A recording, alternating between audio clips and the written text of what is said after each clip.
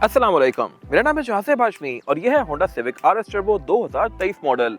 Civic की 11th generation है और top of the line version है और अपनी कैटेगरी में ये गाड़ी सबसे फास्ट है। अभी इसकी प्राइस ब्रांड न्यू की तकरीबन 1 करोड़ क्रॉस कर चुकी है, लेकिन ये गाड़ी इस प्राइस पॉइंट पे जस्टिफाइबल है या नहीं, ये सब मैं कवर करूंगा इस वीडियो में और इस गाड़ी को टेस्ट ड्राइव भी करूंगा ताकि पता लगे कि ये गाड़ी वाकई में कितनी पावरफुल और कितनी तेज है।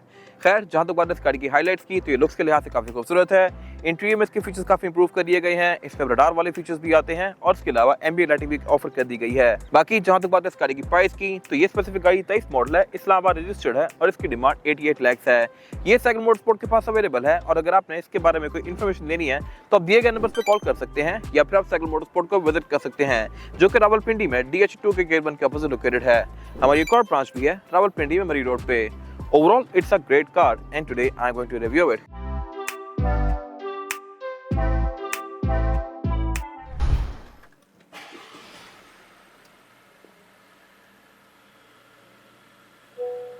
Alright, driving the Honda Civic RS 2023 और ड्राइव के लिहाज से ये गाड़ी पिछली किसी भी सिविक की तरह ही है, लेकिन यहाँ पे फीचर्स बहुत ज़्यादा इंप्रूव कर दिए गए हैं, तो ये आपको कुछ हद तक हेल्प करते हैं ड्राइविंग में।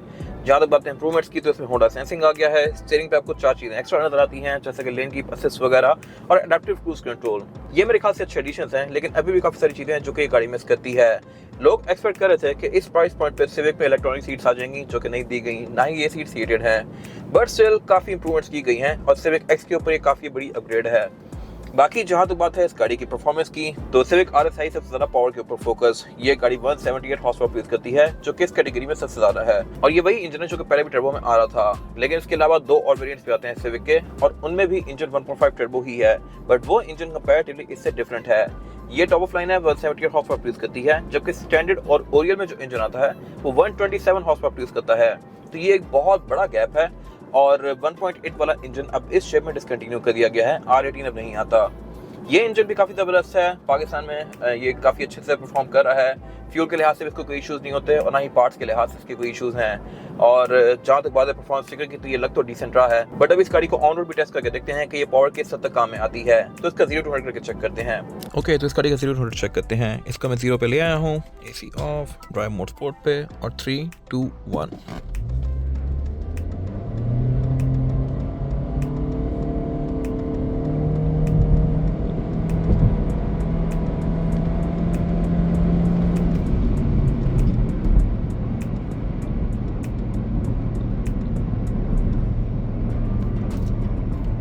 ऑलराइट, तो ये था इसका 0 to 100।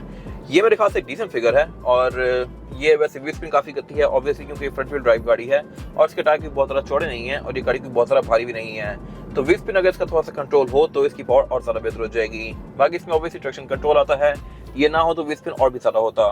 बाकी जहाँ तक बात है इसकी ओवरऑल इंटीरियर की, तो ये भी मेरे ख्याल से अब तक इस सिविक का सबसे खूबसूरत इंटीरियर है और इसमें फिर एम्बिएंट लाइटिंग कंटिन्यू कर दी गई है, जो कि सिर्फ RS तक लिमिटेड है।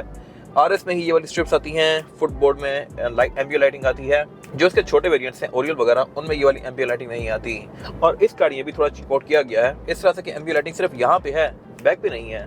तो मेरे ख्याल से अगर बैक पे आई थी तो बेहतर था। इसके अलावा जहाँ तक बात है और अच्छे फीचर्स की, तो इसमें रेडियो मिरर जो है ये ऑटो डिमिंग फीचर के साथ है।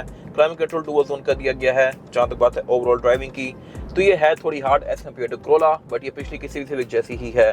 खड्डे ही आपको थोड़े से फील करवाती है, लेकिन इसकी ग्रिप भी क्रोला वगैरह से बेहतर है। ये सही ग्राउंडेड होकर चलती है और कंट्रोल आपके हाथ में है। ये आपको एक हल्की गाड़ी वाली फीलिंग देती है कि जिसको आप easily day to day use कर सकते हैं और कहीं से मोड़ के निकाल सकते हैं। ये एक परफेक्ट डेली ड्राइवर है। बाकी मीटर सिविक RS में रेड एक्सेंट्स के साथ आता है और इसके इंटीरियर भी आप अगर गौर करें तो जगह जगह रेड एक्सेंट्स कंटिन्यू किए गए हैं, जो कि इसके लुक्स को बेहतर बनाते हैं। फिर इसके मीटर में यहाँ पे जो ये स्क्रीन दे दी गई है, ये भी आपको काफ़ी सारी यूज चीज़ें शो करवाती है, जैसे कि फटीग वार्निंग और इसके अलावा गाड़ी की बहुत सारी और भी स्टैट्स। मल्टीमीडिया स्क्रीन की प्लेसमेंट मेरे खास इसकी थोड़ी सी वियर्ड है, क्योंकि ये डैशबोर्ड का ना बहुत बड़ा सारा एरिया कैप्चर कर रही है।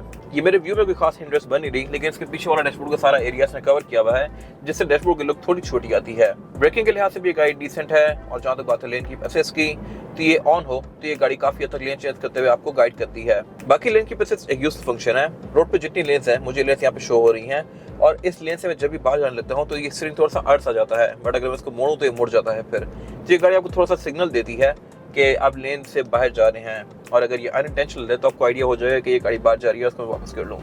तो ये इस तरह से यूजफुल फीचर है। बाकी एडाप्टिव क्रूज कंट्रोल वर्क इस तरह से करता है कि आप इसका डिस्टेंस एडजस्ट कर देंगे, और अगर मैंने स्पीड लाइट सपोज 60 पे सेट कर दी है या 62 पे सेट कर दी है और मेरे सामने की गाड़ी आती है जो कि 40 पे जा रही है, तो ये गाड़ी खुद ही ब्रेकिंग करके 40 पे आएगी, और जैसी वो गाड़ी हटेगी तो फिर ये गाड़ी स्पीड को गेन करके दोबारा 62, 65 जो भी स्पीड मैंने सेट की थी उस पर जाएगी।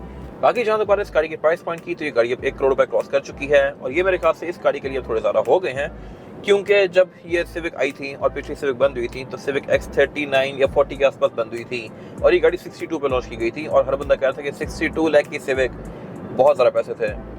58, 59 की स्पोर्टेस्ट टॉप ऑफ लाइन मिल जाती थी उस टाइम पे, बट फिर कुछ टाइम और गुजरा और ये गाड़ी करोड़ रुपए क्रॉस कर चुकी है और अभी भी बिक्री है। अब करोड़ रुपए के आसपास काफी सारे ऑप्शंस आ गए हैं, जैसे कि हेवलर जूलियन आ गई है, सिंपल S6 आ गई है, MG वगैरह आ गई हैं, और वो गाड़ियाँ फीचर्स के लिहाज से बहुत ज़्यादा इक्विप्ड हैं। उनमें इलेक्ट्रॉनिक सीट्स आ गई हैं, मोड 7 के 360 कैमरास ऑन हो जाते हैं, उनमें और भी बहुत सारे फीचर्स दिए गए हैं जो कि इस गाड़ी में नहीं है। बट अगेन वो गाड़ियाँ या तो चाइनीज़ हैं या वो गाड़ियाँ कोरियन हैं, तो उनका मुकाबला जैपनीज से नहीं है। और इसके अलावा इस गाड़ी के पार्ट्स आपको जितने ईजीली मिल जाते हैं और जितने सस्ते मिलते हैं उनमें ये चीज़ नहीं है। बाकी परफॉर्मेंस के लिहाज से ये गाड़ी इजीली उन सबको बीट कर सकती है, सिवाय हैवल में जो हाइब्रिड्स हैं उनको छोड़ के। बाकी अगर सिर्फ इस गाड़ी को देखा जाए, प्राइस पॉइंट को छोड़ दिया जाए, तो फिर ये गाड़ी पाकिस्तान के लिहाज से एक अच्छा फिट है। इसमें कोई एक्स्ट्रा बेल्स एंड व्हिसल्स नहीं दिए गए, ये गाड़ी टू द पॉइंट है, जो चीज़ें आपको चाहिए होती हैं वो सब दी गई हैं, कुछ एक्स्ट्रा नहीं है। और रिसेंटली इस गाड़ी में एक बरगंडी रूम भी आ गया है, वो मेरे ख्याल से इसमें ज़्यादा खूबसूरत है। ब्लैक वाली गाड़ी की फील हमेशा से ही मुझे थोड़ी डल आती है, रात के टाइम ये इंटीरियर बिल्कुल ब्लैक हो जाता है और थोड़ी सफोकेशन वाली फीलिंग देता है, तो बरगंडी इस लिहाज से थोड़ा सा लिट अप होता है। बाकी विंडोज सिविक RS में चारों ही सिंगल टैप वाली हैं और उसमें पैडल शिफ्टर्स भी दिए गए हैं, मैं इसको मैनुअली डाउन शिफ्ट या शिफ्ट कर सकता हूँ। एक और चीज़ उसमें डिफरेंट है वो ये है कि इसमें स्पोर्ट्स और लोड वाला गियर निकाल दिया गया है, आप डी में ही करके इस गाड़ी को अलग से स्पोर्ट मोड में डाल के भगा सकते हैं, और आपने ट्रैक्शन कंट्रोल वगैरह ऑफ करना है तो वो भी सब यहाँ पे दिया गया है। मैनुअल ड्राइव करने के लिए यहाँ पे पैडल शिफ्टर्स भी दिए गए हैं, वैसे 1.8 वाली सिविक में S और L वाला गियर भी आता था। ऑलराइट, और अब अगर बात की जाए इस गाड़ी के एक्सटीरियर की, तो सिविक RS का exterior different edge compare to इसके छोटे वर्जन। इस तरह से कि इस गाड़ी के हेडलाइट्स जो हैं ये LED पॉइंट के साथ हैं, जबकि इसके छोटे वर्जन यानी कि ओरियल और स्टैंडर्ड में हेडलाइट्स हैलोजन लैंप के साथ आती हैं, और ये बेसिकली एक डाउनग्रेड है सिविक 10 जनरेशन से।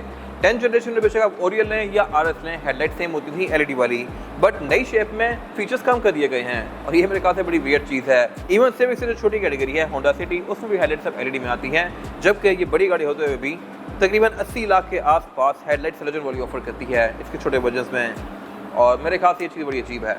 बाकी ये गाड़ी फॉग लैंप LED में ऑफर करती है। बाकी लुक्स के लिहाज से ब्लैक में सिविक RS पूरी ब्लैक डॉट होती है, और इसका नोज व्यू काफ़ी लंबा कर दिया गया है। फिर ऊपर यहाँ पे कुछ सेंसर्स आते हैं जो कि इस गाड़ी के रडार के हैं, और ये इसके काफ़ी सारे डिफरेंट फीचर्स को इनेबल करते हैं जो कि मैं कवर करूँगा अभी आगे जाके। और ज़्यादा बार इस गाड़ी की साइड प्रोफाइल की, तो साइज़ के लिहाज से ये गाड़ी पिछली सिविक वगैरह से थोड़ी ज़्यादा बड़ी है, इंप्रेशन भी इसका ज़्यादा ही हो जाता है, और साइड भी इसकी पूरी ही ब्लैक आउट है ये गाड़ी बेसिकली 2 टोन में, लेकिन ब्लैक में पूरी ही ब्लैक लगती है। अगर आप इस गाड़ी को किसी कलर में लें, व्हाइट में या किसी और कलर में, तो इसके रिम्स ब्लैक होंगे, डोर हैंडल ब्लैक होंगे, विंडोज़ के आसपास वाला ये सारा एरिया ब्लैक होगा, और इसके साइड में भी ब्लैक आते हैं।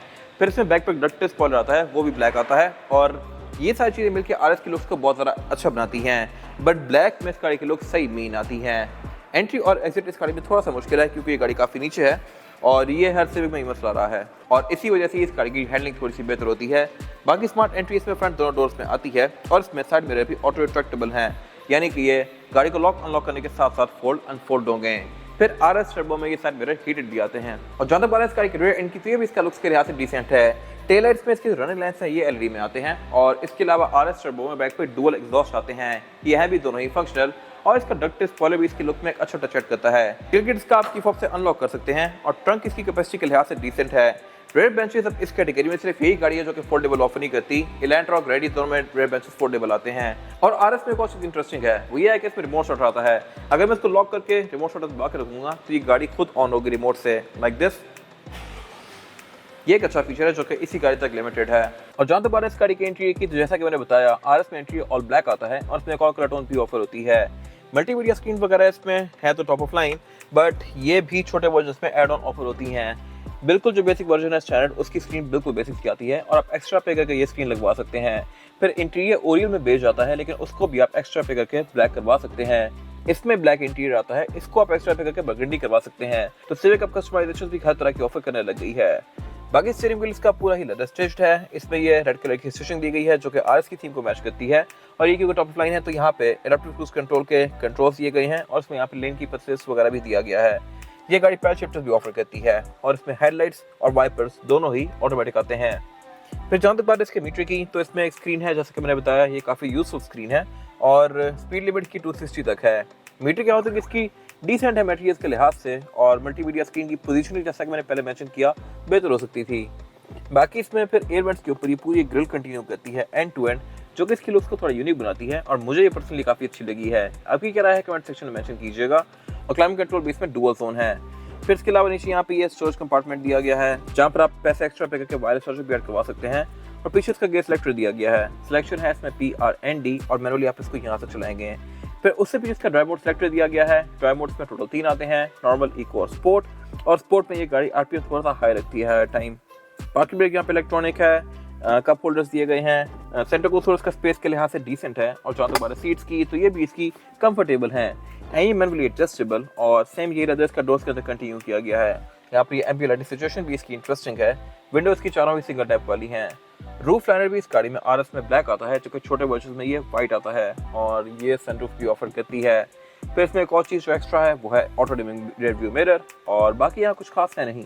और जहाँ तक बात है इस पर पैसेंजर्स के लिए सीटिंग कैपेसिटी की, तो ये बैक पे डिसेंट है। मेरे पास यहाँ पे लेग रूम भी सफिशिएंट है और हेड रूम भी। लेकिन सिविक में बैक पे ये टनल आ रही है, सिविक X में भी थी और 11 में भी दी गई है। पहले रिवर्स और रिबॉन में नहीं थी, अब इनमें क्यों आ गई है I am not sure why, but ये यहाँ पे सेकंड पर्सन के लिए लेग रूम खा जाती है। तो बैक पे इसमें 2 ही लोग कंफर्टेबली बैठेंगे। थर्ड पर्सन आना चाहे तो आ जाएगा, उसके लिए हेडरेस्ट भी दिया गया है। और बाकी यहाँ पे ये सेंटर कंसोल भी दिया गया है, जिसको निकाल कर आप एज एन आर्म यूज कर सकते हैं। और इसमें 2 कप होल्डर्स भी आते हैं। अमेनिटीज यहाँ पे डिसेंट हैं। रेयर पैसेंजर्स के लिए एयरबैग यहाँ सेंटर में भी दिए गए हैं और पाँवों पे भी दिए गए हैं, बट एम्बिएंट लाइटिंग होंडा खा गया, I am not sure why. और जहाँ तक बात है इस गाड़ी के इंजन की, तो इंजन इसमें एक ही आता है 1.5 टर्बोचार्ज पेट्रोल, लेकिन इसके परफॉर्मेंस फिगर्स का फर्क है। ये गाड़ी में 78 हॉर्स पावर है क्योंकि RS है। इसमें 2 छोटे वर्जन भी आते हैं और उनमें इंजन 127 हॉर्स पावर प्रोड्यूस करता है, यही वाला। इसकी मेन वजह इसका ट्रांसमिशन और इसकी ट्यूनिंग है, और उन गाड़ियों को ऑन पर्पस स्लो किया गया है ताकि वो लोग इस गाड़ी पे ऑफ करें। और 178 हॉर्स पावर के साथ ये गाड़ी काफ़ी ज़्यादा पावरफुल है। इसमें ABS, traction control, drive mode, ये सब आता है। एवरेज गाड़ी आपको तकरीबन 11-12 की दे सकती है डिपेंडिंग अपॉन ड्राइविंग पैटर्न, और लॉन्ग पे गाड़ी 15-16 भी जा सकती है। बाकी इसके अलावा इंजन भी इस गाड़ी का बिल्कुल एक्सपोज है। अगर ये मेरे ख्याल से थोड़ा सा नीटली पैक्ड होता तो बेहतर था। बोनट भी इसका स्टैंड से ऊपर होता है, यहाँ भी हाइड्रोलिक नहीं दिया गया। ये था आज का रिव्यू।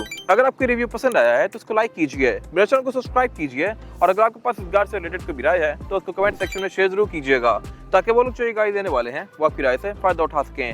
अपना ख्याल रखिएगा। Thank you.